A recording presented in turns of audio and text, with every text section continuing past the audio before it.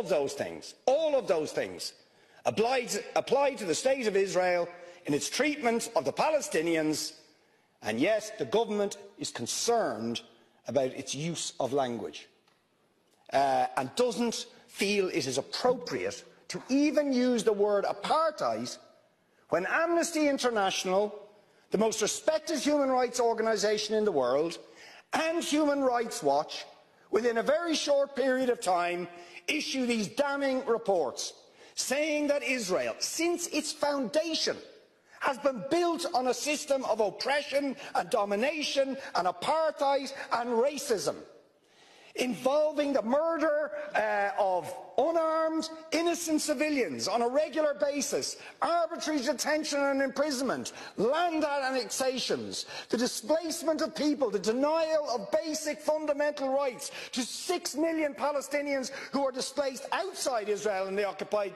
territories, to the right to their return to their homes, to the illegal blockade of Gaza, which has left, as they say in the report, Gaza in a permanent state of humanitarian crisis, denying people access to food, to water, and treating the Arab population as a whole, the Palestinian population as a whole, as an inferior race.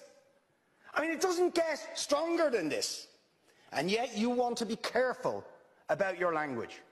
You're happy to correctly use the most strong and robust language to describe the crimes against humanity of Vladimir Putin, but you will not use the same strength of language when it comes to describing Israel's treatment of the Palestinians, when it is now being documented and detailed by two of the most respected human rights organisations in the world, and indeed has been alleged by dozens and dozens of non-governmental organisations, and to be honest, anybody who looks honestly at the decades of brutal, inhumane persecution of the Palestinians, successive assaults on Gaza, the annexation of their land and territory, the systematic application of apartheid rules, you don't want to even use the word apartheid.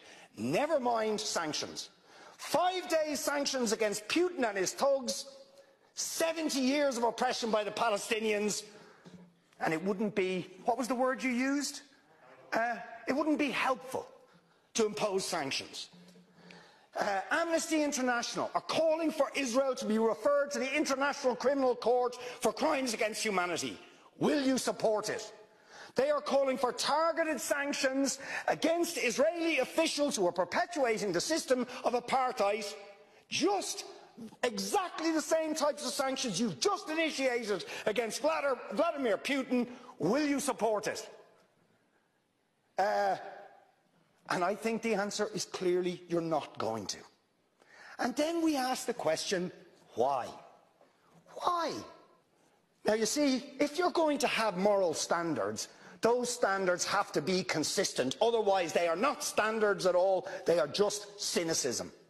And of course we all know the reason that the standards are not consistent is because to call out the apartheid state of Israel would be to run foul of the concerns of certain states that are now presenting themselves as defenders of democracy and so on, such as the United States, the UK, Germany and other powers, whose relationship with Israel, supporting it and backing it, means that the European Union's moral credentials are bankrupted.